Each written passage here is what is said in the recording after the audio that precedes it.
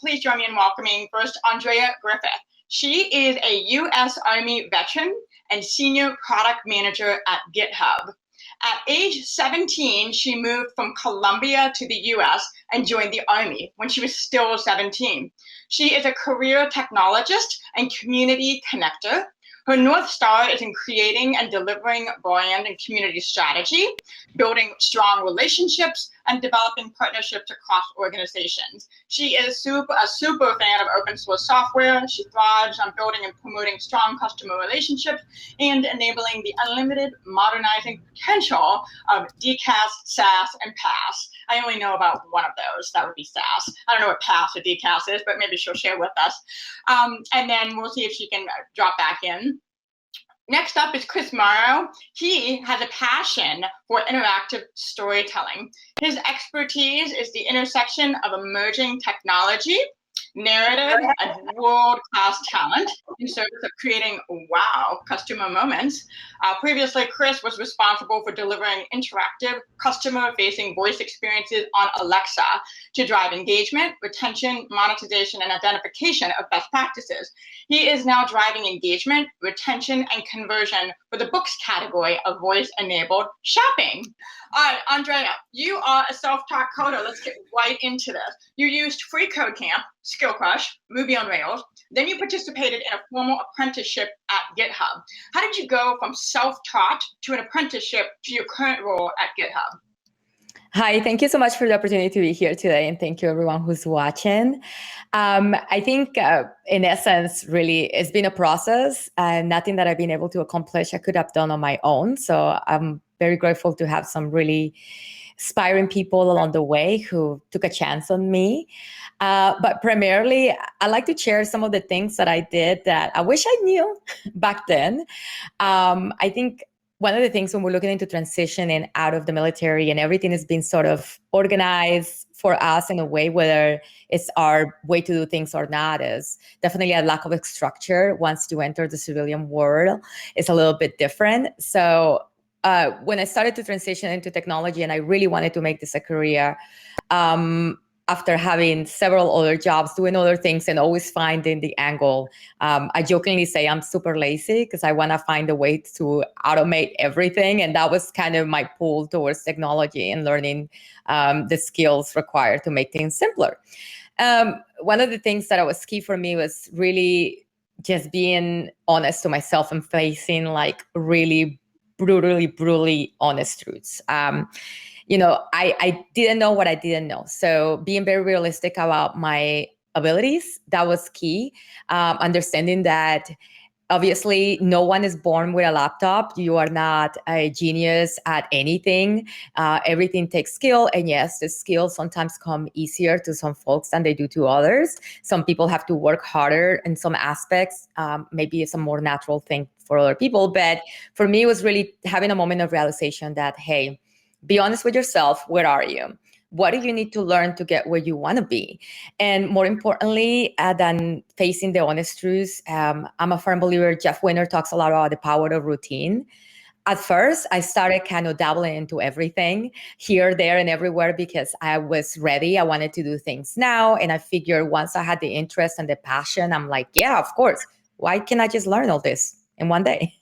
And of course, as some of you who are watching this already know, that's not how it works at all. And, as technology evolves, obviously the things that were relevant now may not be relevant 7 years ago, 10 years ago, 20 years ago. So you always constantly learning, which is one of the things that I love about being in tech. But yeah, being that brutally honest person saying, hey, you don't know what you don't know, and you need to just start from the beginning and set that routine, set that goal, set that structure for yourself. It's so helpful. When I was trying to do everything at once, I spent many sleepless nights trying to send my projects and it just really was not, for one, it wasn't scalable. And for two, I wasn't really solidifying the concepts that were very important for me to know because I was in a rush to get it over with and boo, I'm in tech now. So just take your time.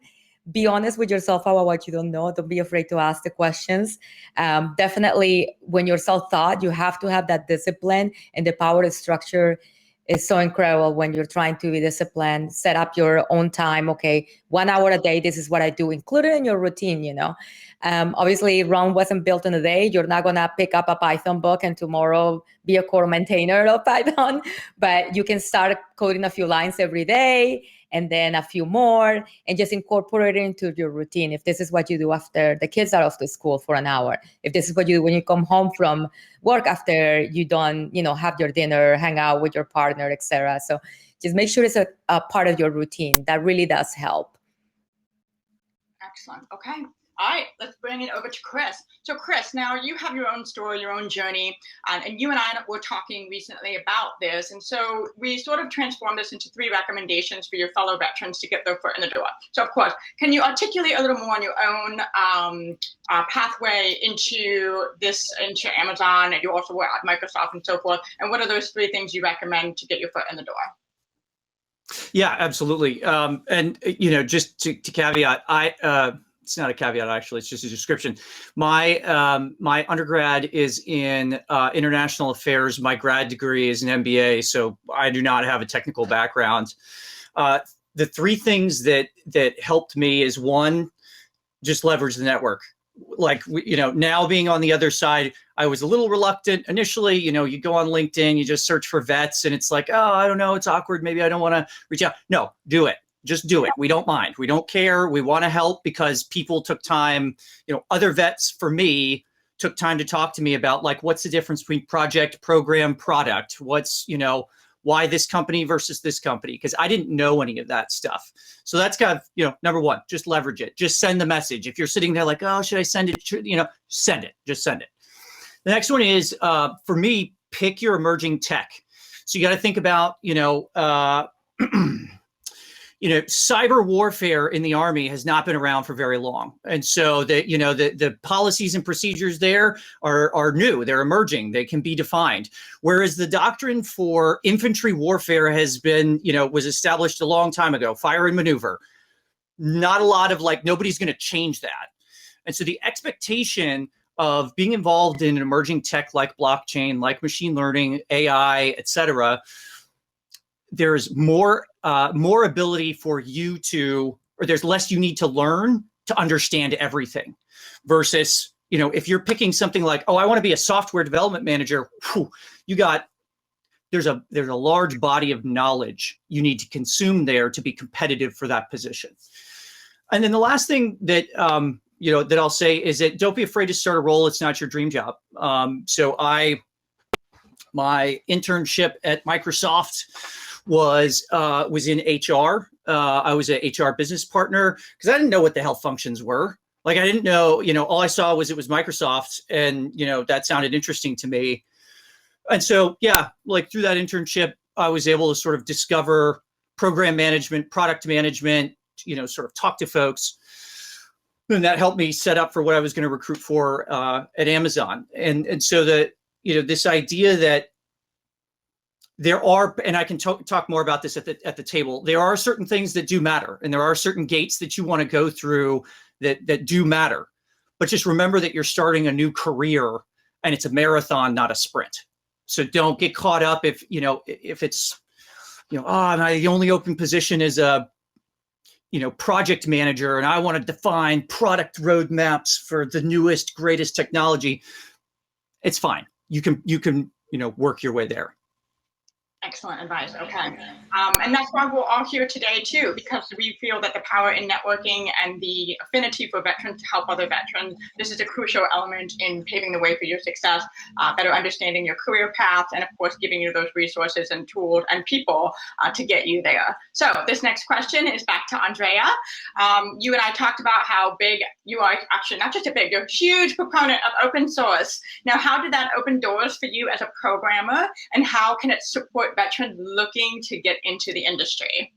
Oh, 100%. I don't think I would be here sharing my experience with you if it wasn't for the power of open source. It was actually an open source project that sort of linked the opportunity for an apprenticeship that otherwise it would have been very hard to get. So I'm very grateful for the open source communities and the maintainers who is work daily, labor of love.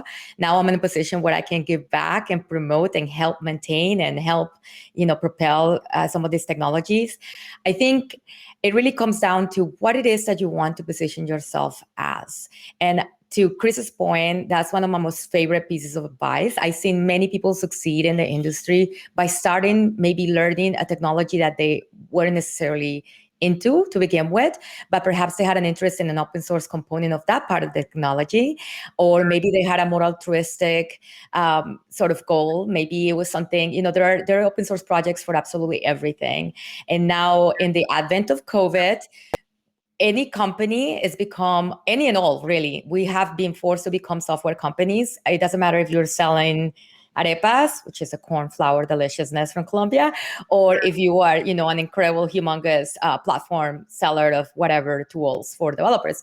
You have to have an online presence. You have to have an online component. And 9 times out of 10, whatever you're building, whatever stack you're using, there is a open source component to it. So I definitely lean into those opportunities as grow opportunities. So if you're interested in working, I don't know, let's say an example like GitHub, for example, with a Ruby on Rails built on, but we also have API. We also have a lot of now CI/CD things happening in the code spaces, action space. We have artificial intelligence now with GitHub Copilot. So there's definitely an opportunity there for you to find an open source project that maybe you are passionate about the community. Maybe they are nice people.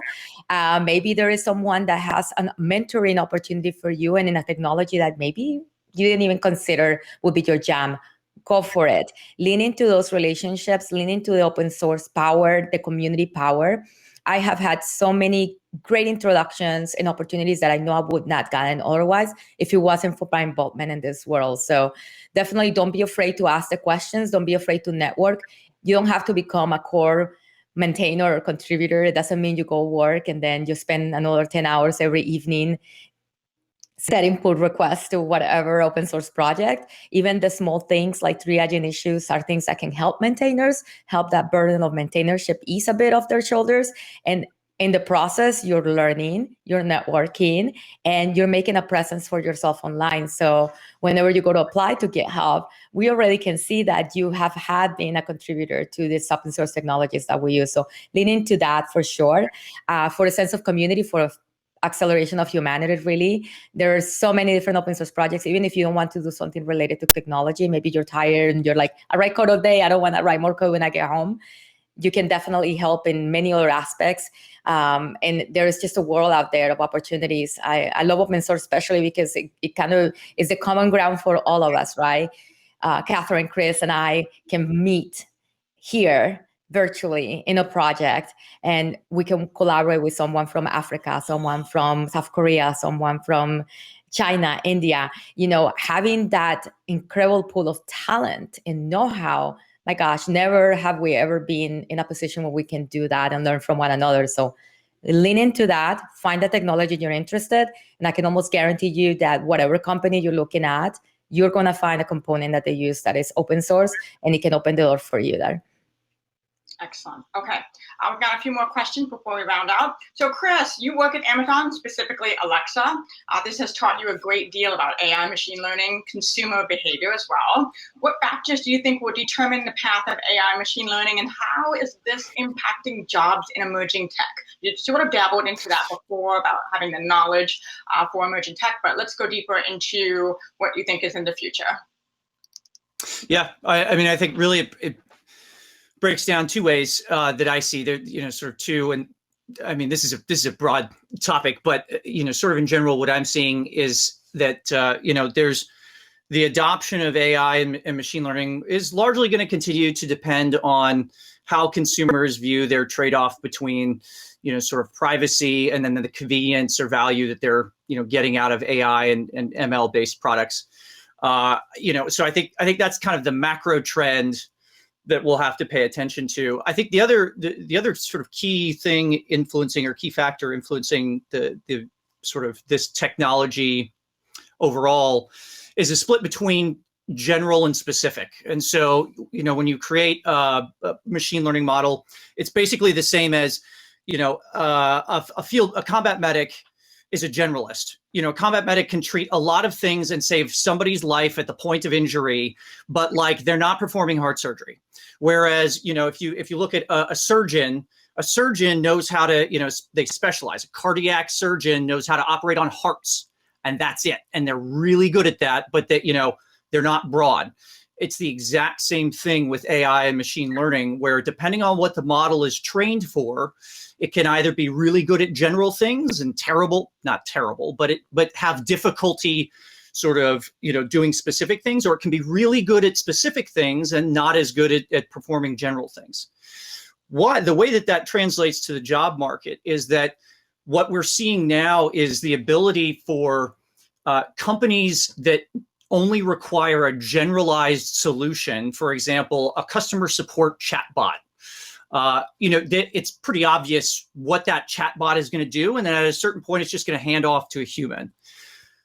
In that case, they're probably taking a solution that's off the shelf and deploying it. And so they're not going to be hiring a science team to build their own, you know, models and applications from the ground up. They're going to be hiring project managers and program managers and people to oversee that deployment and then monitor that component as part of their overall business. And so I think what that does is, if you are not a scientist, if you don't have 3 degrees in statistics, if you didn't happen to pick up a degree in, you know, advanced artificial intelligence, I think it's opening the door for folks to be involved with these types of projects and then grow from, hey, I was involved in a generalized rollout of X pre-trained model into, I worked directly with a science team solving this very specific problem. I oversaw, you know, creation of this model, you know, in this language over a 12-month period. Good. All right, here comes the final lightning round, and I'm so appreciative of all the emojis. That just warms my heart. Okay, so both of you, we'll start with Andrea, 30-second lightning round. Here we go. What's the final tip you have for veterans breaking into the industry? And of course, this is a tough question, because also, what's your tip for those looking to advance their career? Just one tip you think works well. For sure, you gotta stay humble. You know, I think a lot of people want to start, and again, back to Chris's point, why didn't you hire me as the senior engineer with my 6-month experience on React? You gotta stay humble, stay humble, stay humble, stay humble. Just as great, as amazing as you are, you too are a disruptor. This is great, but you know, be brutally honest with yourself and embrace that maybe you're not ready for certain things, and maybe you just have to get in there, work hard, prove yourself. That will take you a long, long, long way. Of course, find your people. You know, being a developer is often being sort of aligned with that basement, dark corner, you know, all the screens, and it's the person that never comes out and sees the light. And actually, developing is a team sport. If ever there was any, that is a team sport. Collaboration is key. So find your people. The fact that you're here, you're already doing it. Find your people. Find the people that are going through the same experiences that you are, that are interested in the same stacks that you are, and learn together. The power of community is right there. All you have to do is be a part of it. And don't forget, once you make it, look back and give back to the community. Look back and give back to those open source projects that help you out. But humbleness, please. You too will be a senior something or another, but you got to start somewhere. All right, Chris? I would say what worked for me is find find the passion, get involved. And just don't worry about like, oh, it'll be not cool, blah, blah. Like, go to meetups, find them, go to them, show up, say, hey, I have no idea what I'm talking about, but this seems vaguely interesting to me. Let's talk. Take on internships, join a hackathon, take Coursera classes, sign up for a Discord or a Slack. The idea is that if you find, for me, it's machine learning. I mean, I just think it's fascinating. And so like, as a result, I just kept going to things. And, it's like, well, okay, now I've been around it for 3 years. It goes back to the 60s, but it's been sort of a popular product topic for about 5 years. Alexa's been live for 5 years. 5 years. I've been in it for 3. And so it's like, there's an opportunity, showing up, has a lot to do with it. Just like Andrea said with open source, there's just a lot of ways that you can throw yourself into it, and it counts for a lot. All right, you guys are both outstanding individuals. Please join me in giving a final round of emoji applause to our wonderful micro panel made up of the lovely Andrea Griffiths and the wonderful Chris Morrow. And I've had a couple people say, hey, the chat is going by so fast, everybody's really gung-ho. Don't worry, I will email you the chat once we close this event. So don't worry, you'll get everybody's contact info that's dropping in. And of course, now we're gonna see you back at the virtual table for some networking, and then we'll bring you back in about 15 minutes for panel number 2 with B School. Thank you again. See you soon.